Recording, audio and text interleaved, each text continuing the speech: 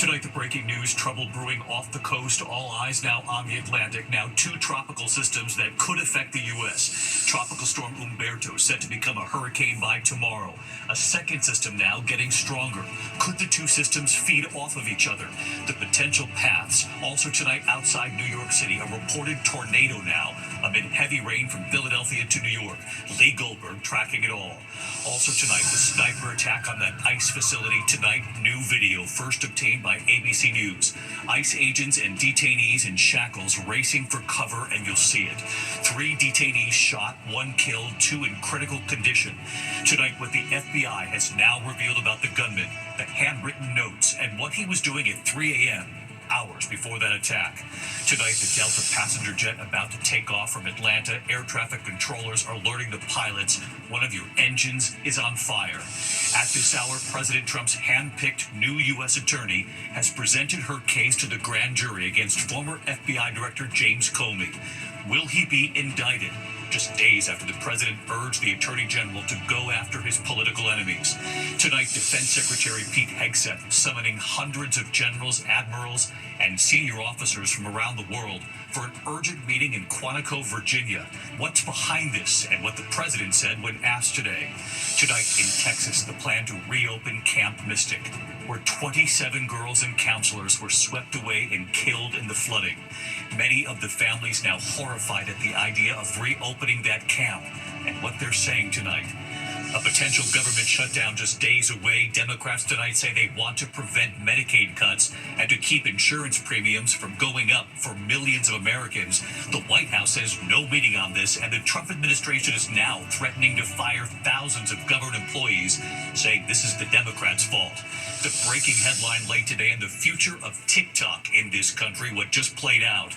In New York City, the shooting at New York's Penn Station during rush hour, involving a husband and wife, 2 off-duty police officers. And Robin Roberts is here tonight with Lionel Richie.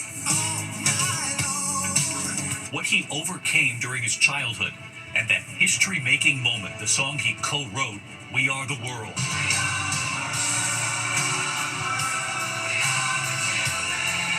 Tonight, Robin and Lionel back in that historic studio where all of those singers gathered, and what we never knew. From ABC News World Headquarters in New York, this is World News Tonight with David Muir. Good evening, and it's great to have you with us here on a Thursday night. We begin tonight with this rare tropical threat building right off the East Coast. Rare because 2 tropical systems are gaining strength very close to one another. One set to become a hurricane by tomorrow. And the other system, the question, will the two combine? Will their paths be affected by one another? Tropical storm Umberto on the far right there, gaining strength in the Atlantic, likely becoming a hurricane by tomorrow. The system to the left there growing stronger as well. Their potential paths tonight and how they could affect the East Coast. So Lee is standing by. He's going to track this. In the Northeast tonight, strong storms from Philadelphia to New York to Boston. A reported tornado in Hopewell Junction, New York. That's north of New York City. But of course, let's start with the tropical threats. This is still hurricane season, of course. WABC Chief Meteorologist Lee Goldberg with us to lead us off. Hi, Lee. Hi, David. We definitely have concern that's climbing for the southeast coast of the U.S. We'll have a close call potentially early next week. On the tropical map, covering several systems. Of course, Gabrielle's now post-tropical, giving the Azores some hurricane conditions that goes over to Portugal, Spain, even Morocco. But Umberto, starting to strengthen, could become a hurricane tomorrow, maybe even a major hurricane as we go over the weekend, and goes in between Bermuda and the U.S., safely recurves. But it'll have a major influence on the track and strengthening of that system that's soaking parts of Hispaniola right now. Probably becomes Imelda as we go into the Bahamas over the weekend. That'll be close, but notice the trend of our tropical modeling. It is on the table that we have a landfall on the Carolina coast. Not a certainty. The storm hasn't even formed. At the very least, it interacts with that front, and we talk about downpours, some gusty winds, some coastal flooding on the southeast coast early next week. Storms right now in the I-95 corridor into the evening. David? Lee Goldberg back with us tonight. Lee will track this right through the next couple of days with you. Thank you. In the meantime, tonight we have chilling new details about that deadly sniper attack on an ICE facility in Dallas. We have new video first obtained by ABC News tonight. ICE agents and detainees in shackles. You can see them racing for cover. 3 detainees were shot, 1 killed, 2 remain in critical condition. And tonight, what the FBI has now revealed about the gunman, the handwritten notes, and what they say the suspect was doing at 3 a.m., hours before the attack. Again tonight, ABC's Berea Villarreal from Dallas. Tonight, we're seeing the moment gunfire erupted at an ICE facility in Dallas. Officers and detainees ducking for cover as bullets rain down. Detainees shackled at the hands and ankles, rushing to safety inside the building in video first obtained by ABC News. Armed agents then seen approaching the vans that came under fire, peering inside, carrying victims away. And tonight, authorities say the sniper who carried out that attack, killing a detainee and critically wounding 2 more, wanted to terrorize ICE agents. He hoped his actions would terrorize ICE employees and interfere with their work, which he called human trafficking. And this, what he did, is the very definition of terrorism. Officials identifying the suspect as 29-year-old Joshua John, saying they found handwritten notes in his home expressing hatred for the federal government and revealing a high degree of pre-attack planning. Notably, these loose notes included a game plan of the attack and target areas at the facility. FBI Director Kash Patel today saying one of the notes read, "Hopefully this will give ICE agents real terror to think, is there a sniper with AP rounds on that roof?" Investigators believe the suspect acted alone, seen on surveillance video driving with a large ladder on his car around 3 a.m. We believe that that is what he used to position himself on top of the building. The investigation revealing the suspect opened fire 3 hours later using an 8mm bolt-action rifle he legally purchased in August before turning the gun on himself. The FBI releasing a picture of some of the ammunition found, one bullet reading anti-ICE. Officials say the suspect used ICE tracking apps to pinpoint agents' locations. He knew with a high likelihood ICE detainees would be transported that morning in the exact location where he was facing from his perch on a nearby rooftop.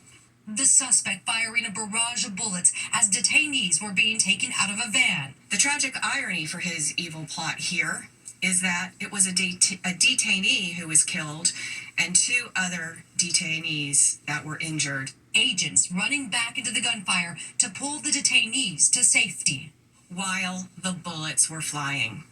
These agents were heroic, clearly willing to lay down their lives to save the lives of the detainees in their custody. David, investigators do not believe the suspect had any affiliation with any hate groups, and in fact, they also say that he wrote notes saying, "This is my plan and it came from my brain." Also late today, we got a hold of his voter registration out of Oklahoma, and it has him registered as an independent. David. Maria Villarreal from Dallas tonight. Maria, thank you again. There's also breaking news as we're on the air tonight involving former FBI Director James Comey. We have learned President Trump's handpicked new U.S. Attorney Lindsay Halligan presented her case to the grand jury against former FBI Director James Comey. So let's get to our Chief Justice Correspondent Pierre Thomas. And Pierre, what have you learned on this? David, sources tell us that the federal grand jury in Alexandria has just indicted former FBI Director James Comey on 2 felony counts. One for allegedly making false statements to Congress and also for obstruction of justice. Tonight, on orders from President Trump, the new U.S. Attorney for the Eastern District of Virginia, Lindsay Halligan, urging a grand jury to indict former FBI Director James Comey. Halligan, who was once one of the president's personal attorneys, sworn into the job earlier this week, after sources tell us Trump forced out her predecessor for failing to bring charges against several of his political enemies, including Comey. Trump said he hoped Halligan would get things moving. We have to act fast. If they're not guilty, that's fine. If they are guilty or if they should be charged, they should be charged. And we have to do it now. Sources tell ABC News earlier this week, prosecutors presented Halligan with a memo recommending that Comey not be charged with the crime, saying there was not enough evidence. But Halligan, an insurance lawyer who has never prosecuted a case, went ahead anyway, hoping to convince the grand jury there was probable cause to charge Comey with lying to Congress and obstruction of justice. Tonight, we're learning the Justice Department is now looking into reasons to indict a group funded by another Trump enemy, billionaire Democratic donor George Soros, who the president has said should be put in jail. Sources tell ABC News top federal prosecutors around the country received a letter this week from the Justice Department ordering them to investigate Soros's philanthropic organization, the Open Society Foundation. It listed potential charges to consider, ranging from material support for terrorism, arson, wire fraud, and racketeering. Everything's on the table right now. I don't think anybody has to ask, because if you look at Soros, he's at the top of every. In fact, sometimes they say, could he be involved in this many things? A spokesman for Soros's group defending their work as peaceful and lawful, calling DOJ's move politically motivated attacks on civil society meant to silence speech the administration disagrees with.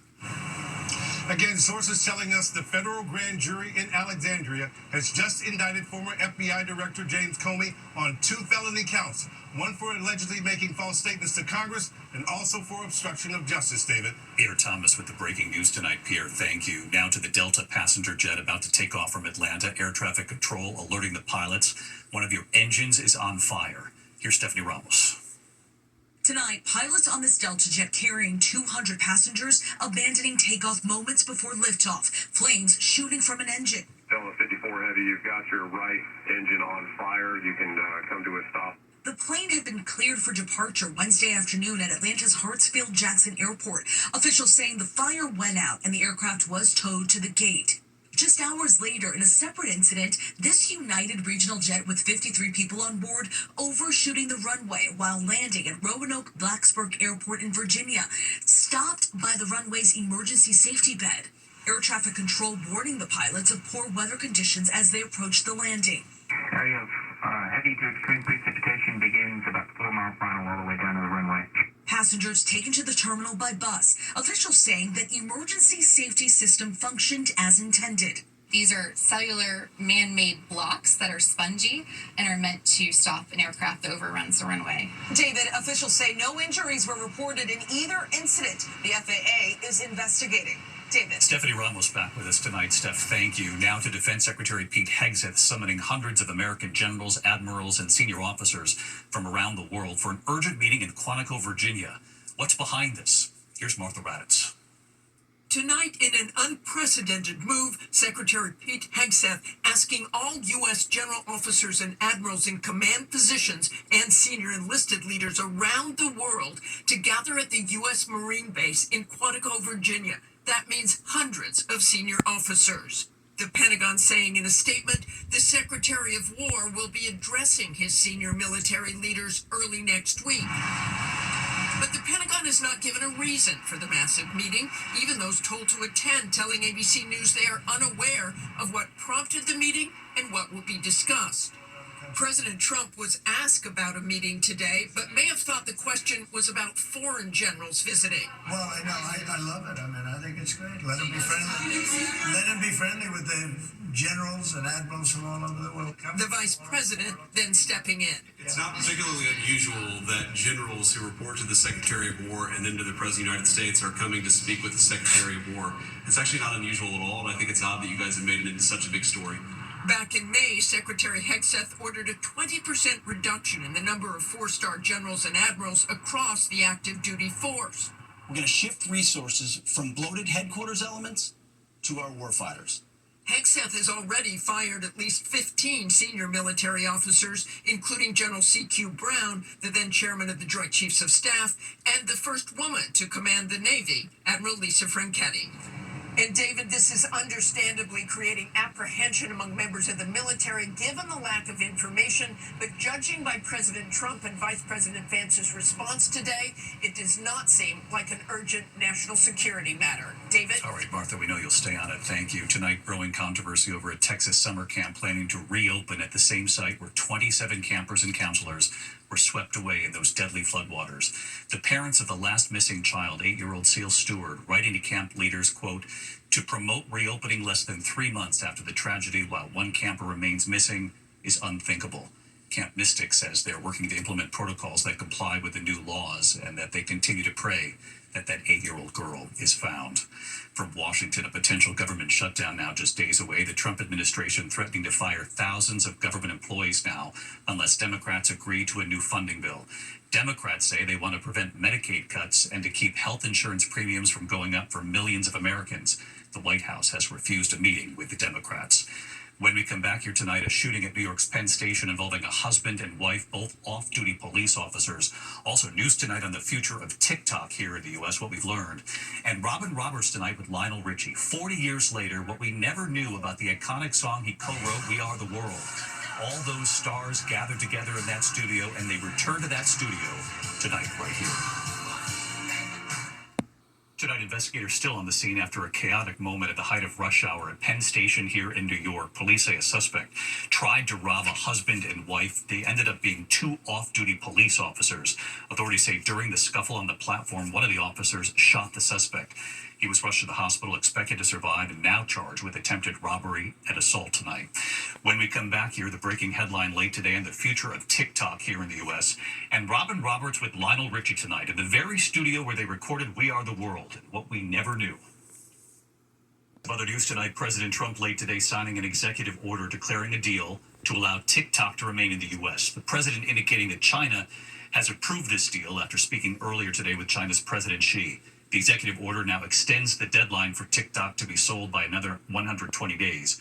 President Trump tonight saying Oracle's Larry Ellison, Rupert Murdoch, and Michael Dell are among the Americans who will take majority ownership of TikTok. Tonight, Starbucks says it will lay off about 900 workers and close some of its underperforming stores. Its CEO saying it's all part of a major restructuring plan. The coffee giant recently facing sluggish sales. The company says about 1% of its locations will close. When we come back here tonight, Robin Roberts with Lionel Richie, what he's now revealing about We Are the World, the song he co-wrote, what it was like in that room, and the famous singer who was incredibly shy the night they all recorded. Tonight on ABC, celebrate the birthday of a true original. Barbara Walters. With the broadcast television premiere of the Dot Critics call Riveting, Extraordinary. Ladies and gentlemen, Barbara Walters. Tonight on ABC. Finally tonight here, Robin Roberts with Lionel Richie on his new memoir, What a Life He's Lived, and that iconic song he co-wrote, We Are the World. Known for his genre-crossing hits topping the R&B, pop, and country charts, Lionel Richie can't be put in a box. There comes a time when we heed a certain call, when the world must come together as one. One of the most influential songs of his career, We Are the World.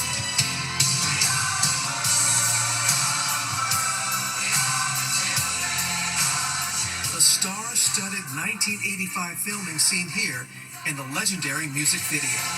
This is it. And I'd love to tell you it's changed. No? No, it has not. Right here is We Are the World. This is it? Studio A is everything. You know, when I think about you, Lionel, I love that. R&B, pop, country, it's like, can't put you in a box. And how many times you told that song was going to ruin your career? Every song they told me that was going to ruin my career made my career.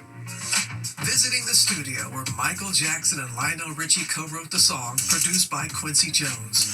Recording 45 artists in one room to raise funds for famine relief in Ethiopia. Right about here is where we left our imprint on the wall. There it is. This is 1985. And you see that little kid right there? Yeah. 40 years ago. I mean, it's like a blink. And you look around that beautiful picture and you say, Michael, Tina, think about it, man. Diana, Quincy, Smokey, Ray. Ray. Oh, and you got Kitty? Come on. Al Jarreau. Springsteen. I know. The fact that we pulled this off in all of this, Dylan. Oh. And by the way, I give him props because you think the book for me is about being shy? Painfully shy. Really? But thought enough to say, I'll show up. And by the way, he walked in, no clue as to what he was going to sing or do, but he just freestyled it in. Every one of these artists were out of their comfort zone. And what I discovered was we were all scared to death. But we all stepped forward. Yeah. You understand where I'm coming from? What an impact. The Robin Roberts interview, Impact by Nightline. Truly Lionel Richie, a conversation with Robin Roberts, streaming on Disney Plus and Hulu. His memoir out next week. Good night.